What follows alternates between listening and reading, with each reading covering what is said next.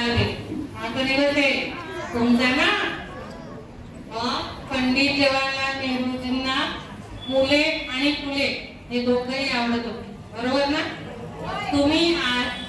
त्यांचं चित्र तुम्ही जर काढलं तर तुम्हाला आनंद होईल की नाही काढणार तुम्ही मी एक एक दोन दोन मुलांना इथपर्यंत बोलवते आणि तुम्ही चित्र काढायचे जमेल कोण कोण काढेल कोण येईल स्टेजवरती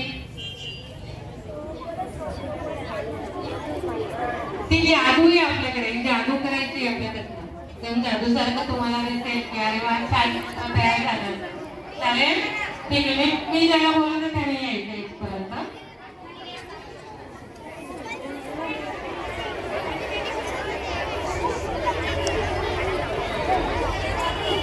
बोर्ड दिले त्या याच्यावरती चित्र नाहीये दिसतंय तुम्हाला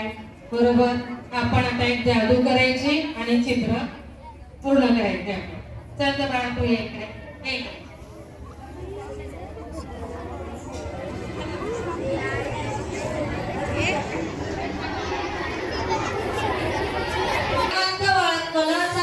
एक लिक्विड आहे ते लिक्विड बघा त्यानंतर मी तुम्हाला प्रश्न विचारेल त्याविषयी विद्यार्थी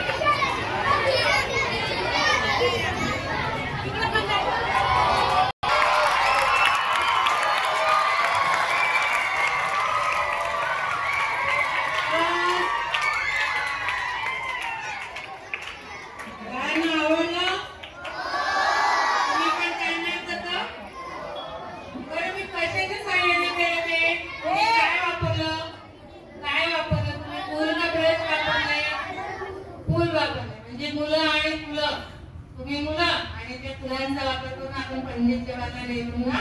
तिथे चित्ररूप तयार केले छान बरं मी आता तुम्हाला प्रश्न विचारते ह्याच्यामध्ये मी 3 वस्तू वापरल्या 3 वस्तू तुम्ही ओळखायच्या कुठल्या वापरल्या असतील त्यामध्ये तुम्हाला थोडंसं माहिती पाहिजे म्हणून आपण लग्न समारंभामध्ये त्या एका गोष्टीचा वापर जास्त करतो दुसरी गोष्ट आपण करोनाच्या काळामध्ये खूप वापर केला जातो सॅनिटायझर तिसरी वस्तू म्हणजे सगळ्यांच्या घरामध्ये असते आपलं पोट दुखायला लागलं की आई आपल्याला देते सांगा सोडा बरोबर म्हणजे याच्यातनं एक लक्षात घ्या बाळांनो की आपण चित्र काढायचं ठरवलं म्हणजे आपल्याला पेस्टल कलरच पाहिजे किंवा आपल्यासाठी कोस्टल कलरच पाहिजे आपल्याजवळ कलर नसतील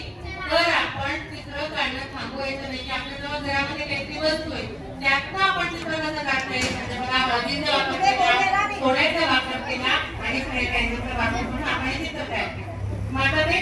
कसं का सायन्स आहे तुम्हाला सायन्सची जर चांगली समजून सांगितलं पाहिजे प्रकारे काढणं रिॲक्शन तयार करा हळदीची आणि सॅनिटायझरची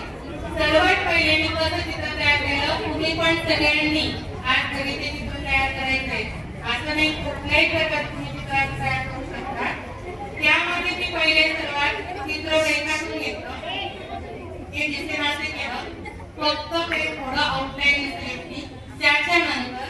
सोडा घेतला, सोड्यामध्ये मी किंचित कोमट पाणी टाकलं आणि ब्रशच्या साहाय्याने सगळी आउटलाईन काढली. सोडा आपल्याला दिसत नाही, पाणी नंतर वाळल्यानंतर ते दिसत नाही, म्हणून ते चित्र आपल्याला दिसलं नाही. पहिले कोणा पेपर दिसला.